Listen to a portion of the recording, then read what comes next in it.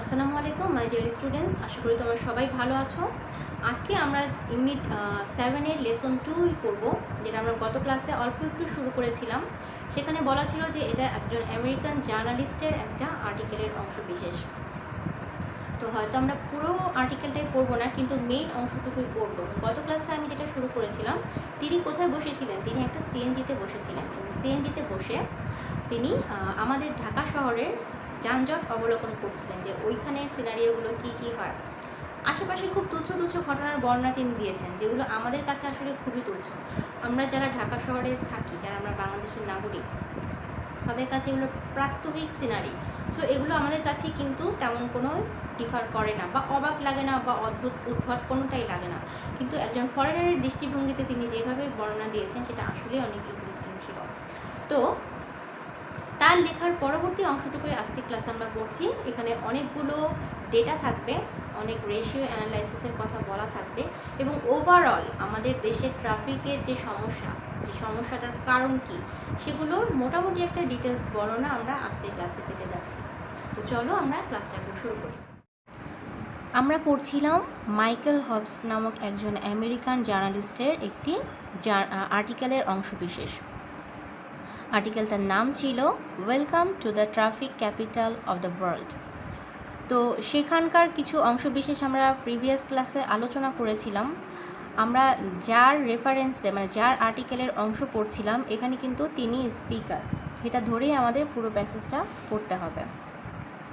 গত ক্লাসে আমরা দেখেছিলাম, গত যে প্যাসেজটা ছিল সেখানে তিনি একটা যানজটপূর্ণ সিচুয়েশনের মধ্যে একটা সিএনজিতে বসা অবস্থায় যা প্রত্যক্ষ করছিলেন, তার চারপাশের অবস্থাটা, সেটাই তিনি ফুটিয়ে তুলেছিলেন। এখন আমাদের প্যাসেজের মূল অংশ চলে এসছে।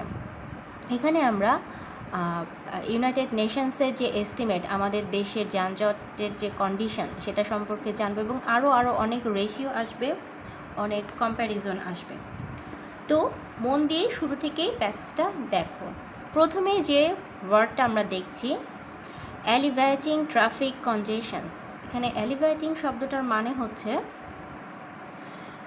আমাদের যে এই যে যানজটের কথা বলছি, সেটা দূরীকরণ বা কোনোভাবে এই প্রবলেমটা নিবারণ করা বা কমানো, এই ব্যাপারটা বোঝাতে যে টার্মটা, সেজন্য এই এলিভেটিং শব্দটা এসছে। ট্রাফিক কনজেশন মানে হচ্ছে যে অতিরিক্ত যে যানজট, অতিরিক্ত যে ভিড়পূর্ণ যে একটা অবস্থা, সেটা। তো এই প্রথম সেন্টেন্সটার মিনিংটা কি দাঁড়াচ্ছে? প্রথম সেন্টেন্সটা আগে একটু পড়ি। Elevating traffic কনজেশন is one of the major development challenge of our time. আমরা খুব ভালো করে জানি, আমাদের দেশের মানুষদের জীবনের খুব গুরুত্বপূর্ণ একটা টাইমই কিন্তু চলে যায় এই রাস্তায় বসে, ট্রাফিক সিগন্যালে পার হয়ে যায়। এটা যদি আমরা একটা অ্যাভারেজ হিসাব করে, দেখা যায় যে বছরে যদি হিসাব করি, বিশাল একটা সময়, যেটা এক করতে ভাবতেও আমাদের কাছে অবাক লাগবে যে এতটা সময় আমরা শুধুমাত্র এই যানজটের কারণে আমাদের লাইফ থেকে হারিয়ে যায়। তো এই সেন্টেন্সটার মানে দাঁড়াচ্ছে এই যে বর্তমান সময়ে যানজট দূরীকরণ আমাদের দেশের প্রধান উন্নয়ন চ্যালেঞ্জগুলোর মধ্যে অন্যতম, বা বলা যায় যে এটা একটা বিশাল বড় জায়গা দখল করে আসছে। যে উন্নয়ন, যে ডেভেলপমেন্ট, প্রধান যে উন্নয়ন কর্মসূচি বা চ্যালেঞ্জসমূহ, তার মধ্যে প্রধান হচ্ছে এই ট্রাফিক দূরীকরণ, এই যানজট দূরীকরণ। কারণ এটা তো অ্যাকচুয়ালি খুব সহজ একটা ব্যাপার না, বা চাইলেই এটা সমাধান করা সম্ভব না। Half the world's population already lives in cities, and the United Nations estimates that the proportion will rise to nearly 70% by 2050. কেন সম্ভব না?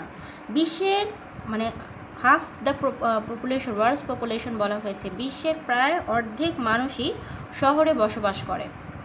এখন তো আরও বেশি শহরমুখী মানুষ, এবং জাতিসংঘের যে একটা এস্টিমেট, তারা যে একটা হিসাব দিয়েছে, সেই হিসাব অনুযায়ী 2050 সালে এই প্রপোর্শনটা অর্ধেক থেকে 70% হয়ে যাবে। এখন আছে 50%, তখন হবে 70%। কি 70% হবে?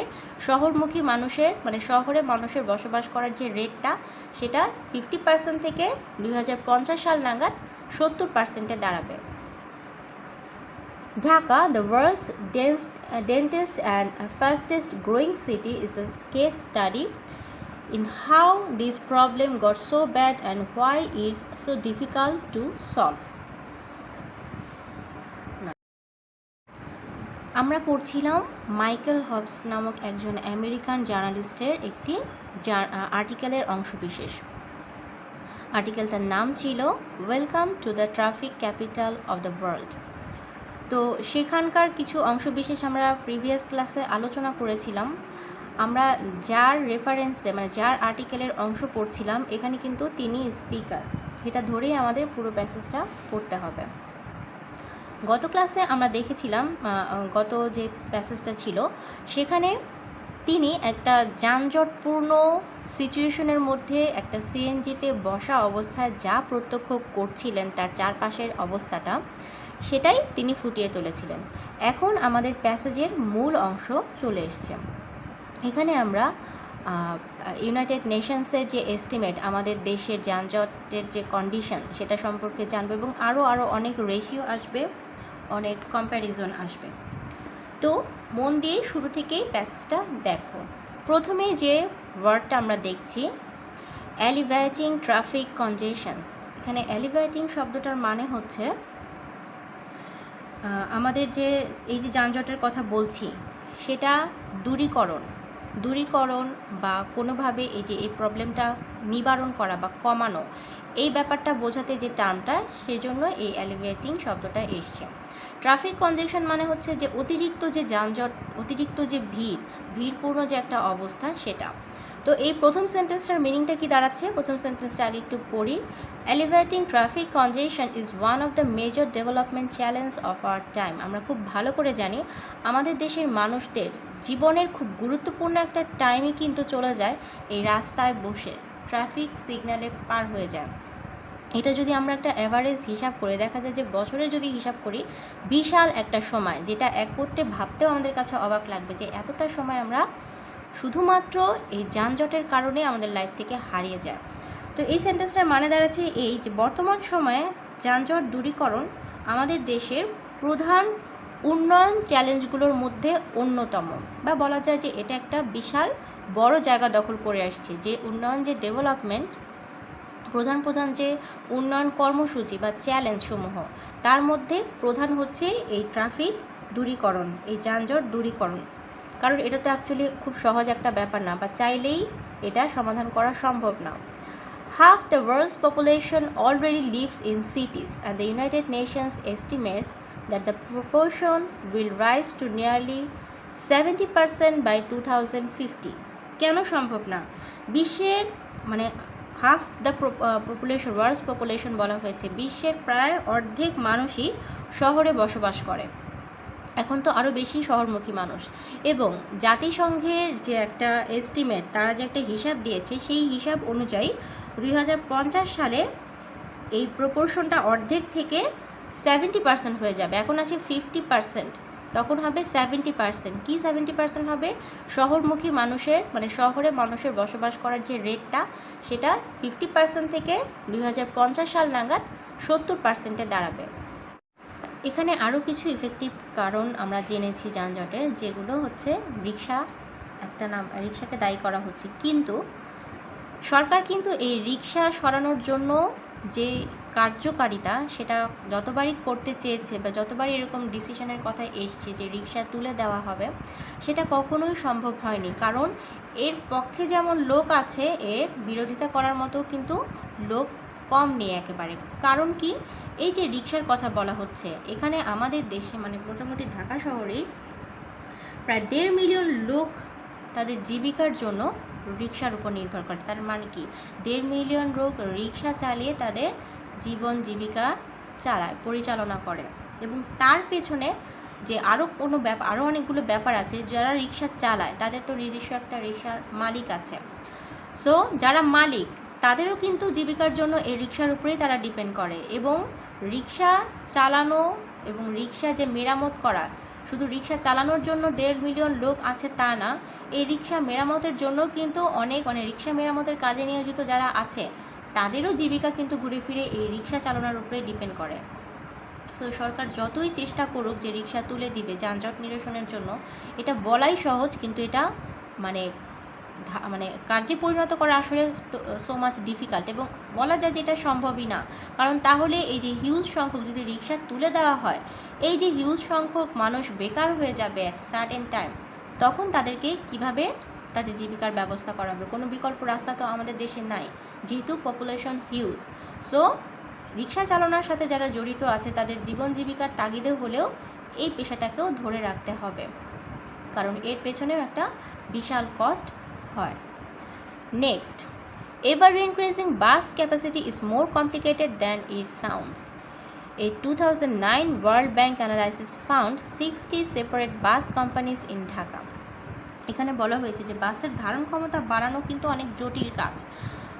যত সংখ্যক লোক বাড়ছে তত সংখ্যক যদি আমরা চেষ্টা করি যে সেই রকমভাবে সবাইকে বাসে ক্যাপাসিটি দেওয়া হবে, রিক্সা একেবারে তুলে দেওয়া হবে এবং বাসের সংখ্যা বাড়ানো হবে বা বাসে মানুষের ক্যাপাসিটি বাড়ানো হবে, এটাও অত্যন্ত দুরূহ এবং জটিল একটা কাজ।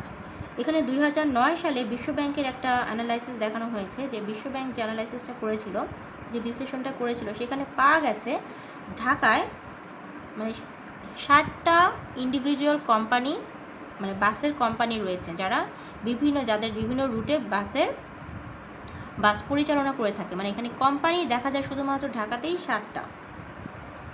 Since the bus companies compete with one another, the drivers have every incentive to drive aggressively and take more passengers than the buses can hold. এখানে বলা হচ্ছে এই বাস কোম্পানিগুলো কি আসলে আমরা রাস্তায় বের হলেই তো দেখি যে একটা আরেকটার সাথে কম্পিটিশনে লিপ্ত থাকে। তারা রাস্তায় হাইওয়েতেই প্রতিযোগিতার মধ্যে নিজেদেরকে চালিত করে। চালকদের যে মনোভাব নিয়ে গাড়ি চালায় সেটা অনেক সময় খুব অ্যাগ্রেসিভ হয়ে যায়। কারণটা কি? এই যে কম্পিটিশান, মানে এক কোম্পানির গাড়ির সাথে আর এক কোম্পানির গাড়ির কম্পিটিশনের ফলে যে তারা আগে যাবে, এটা জাস্ট কিছুই না। এটা কিন্তু ওদের যে কম্পিট করতেই হবে এমন কিছু না, এটা ওদের মানসিকতার সমস্যা। তো এই সমস্যার কারণেই চালকরা খুব অ্যাগ্রেসিভ মেন্টালিটি নিয়ে গাড়ি চালানোর উৎসাহ পায় এবং কি করে, তারা গাড়ির যে ক্যাপাসিটি, ধরো একটা গাড়িতে 50 জনের সিট আছে, তারা 100-150 লোকও নিয়ে যায়, মানে ম্যাক্সিমাম ক্ষেত্রে সিট ছাড়াও দাঁড়িয়ে প্রচুর মানুষ যায় শুধুমাত্র এই কারণে। এখন যানজটের কারণগুলোর মধ্যে আমরা তাহলে কি জানতে পারলাম?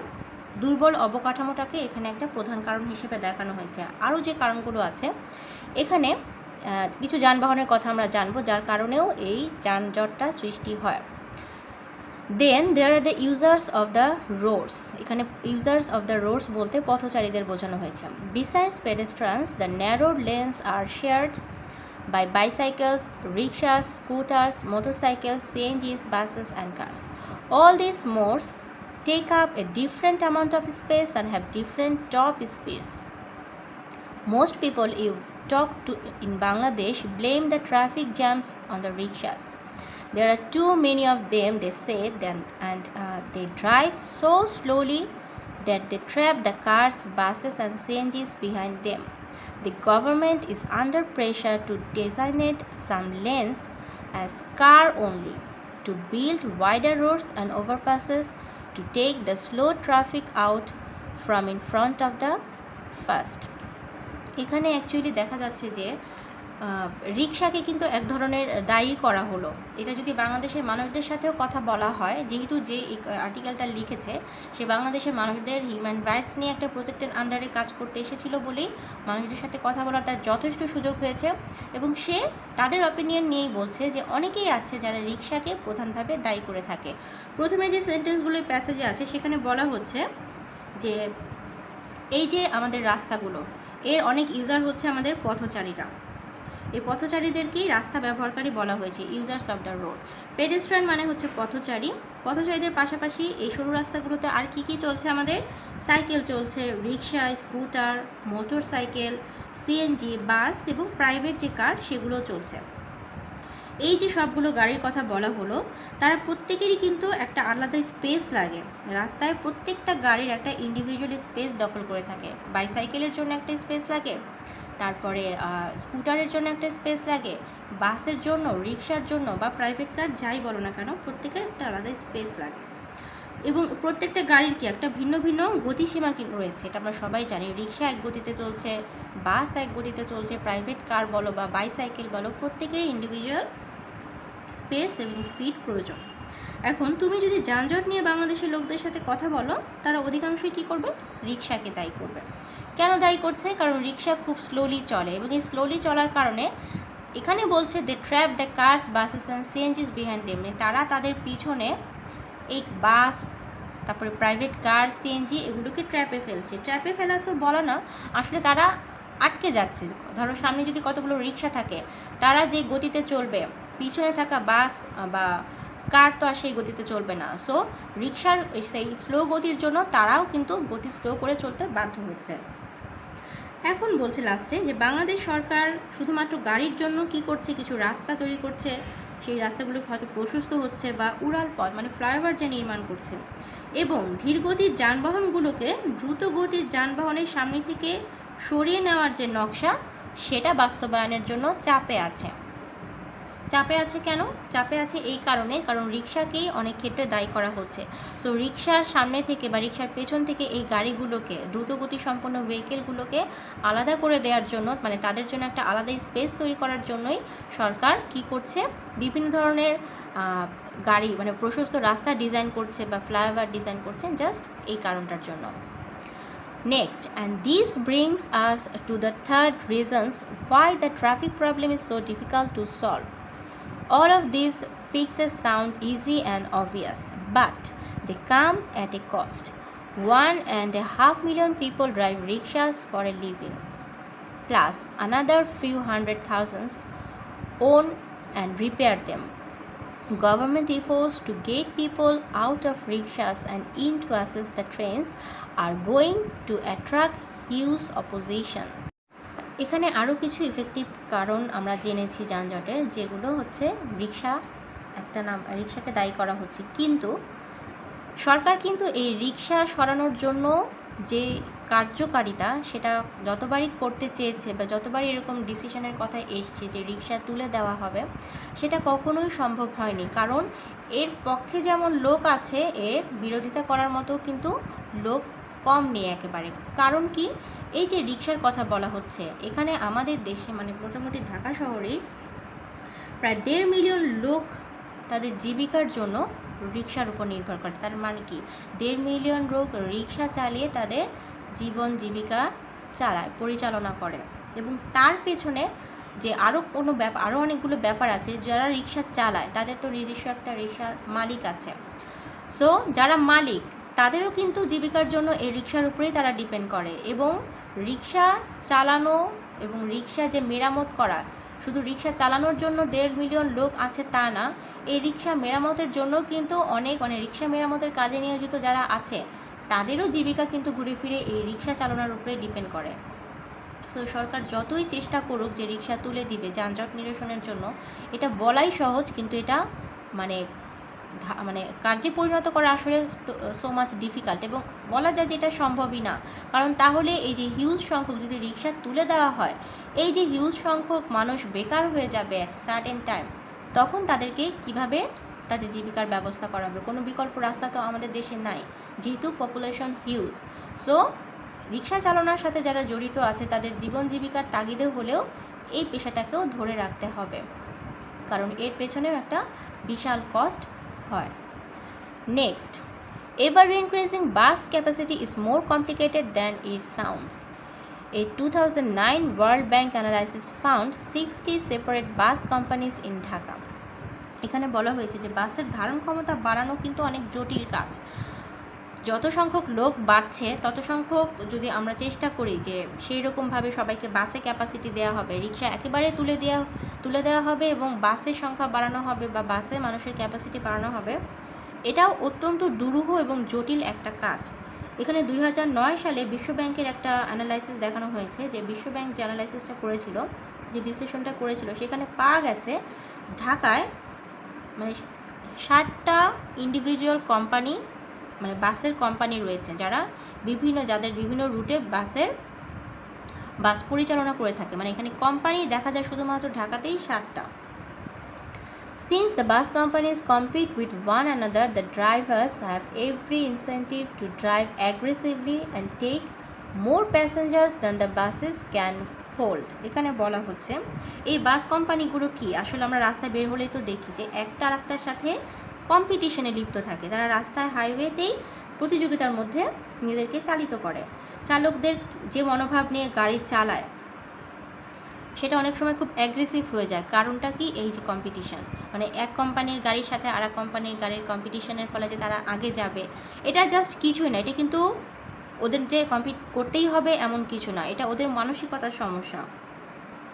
তো এই সমস্যার কারণেই চালকরা খুব অ্যাগ্রেসিভ মেন্টালিটি নিয়ে গাড়ি চালানোর উৎসাহ পায় এবং কি করে, তারা গাড়ির যে ক্যাপাসিটি, ধরো একটা গাড়িতে 50 জনের সিট আছে, তারা 100-150 লোকও নিয়ে যায়, মানে ম্যাক্সিমাম ক্ষেত্রে সিট ছাড়াও দাঁড়িয়ে প্রচুর মানুষ যায় শুধুমাত্র এই কারণে।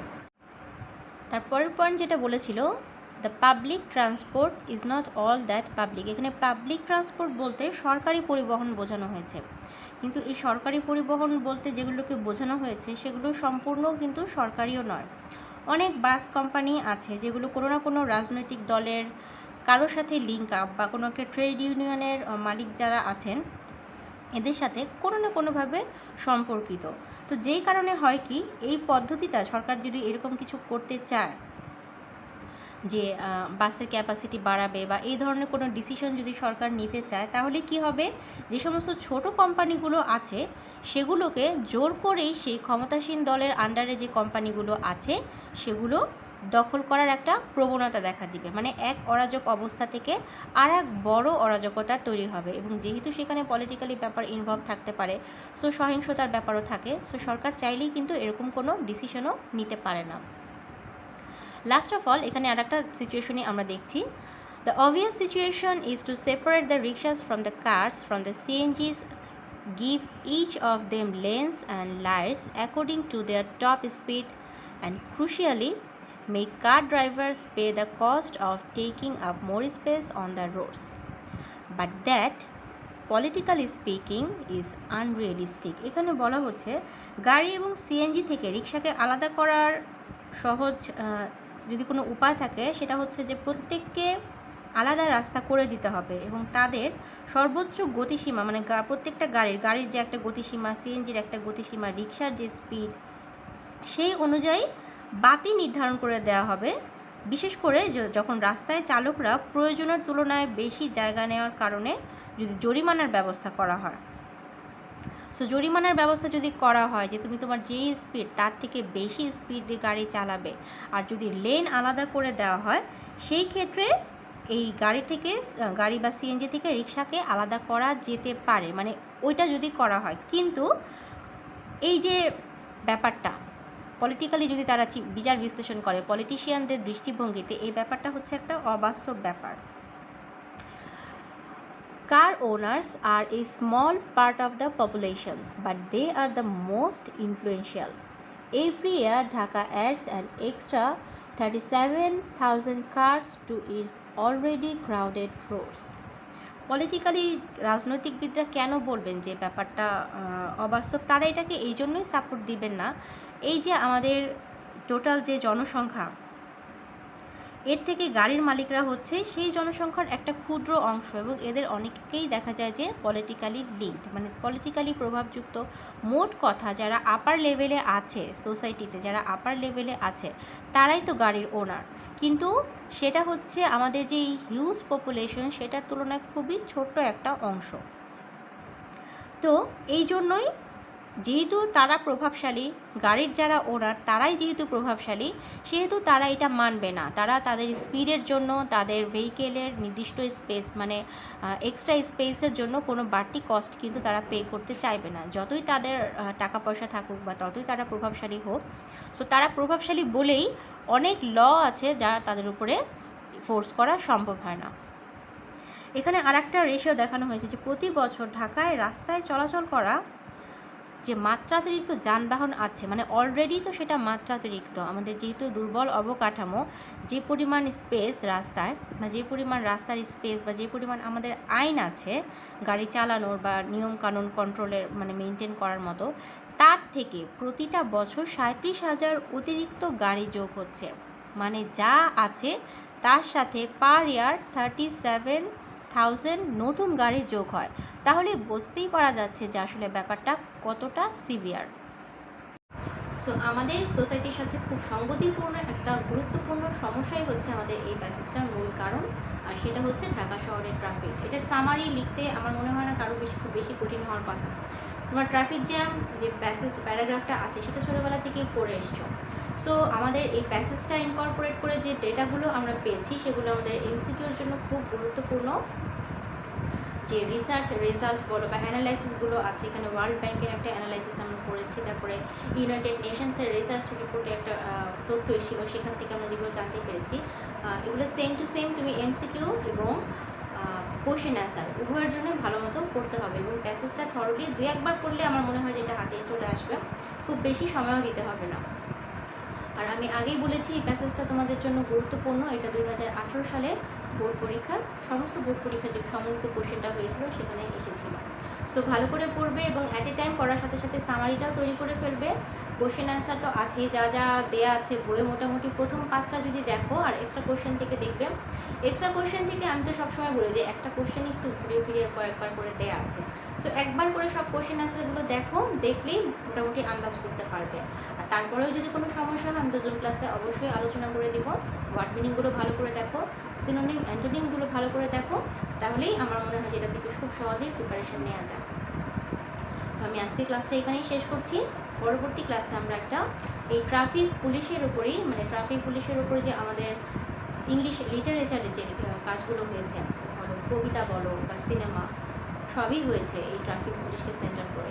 তো সেই সম্পর্কে একটা ছোট গল্প এবং একটা কবিতা নিয়ে আমি নেক্সট ক্লাসে তোমাদের সামনে আসবো।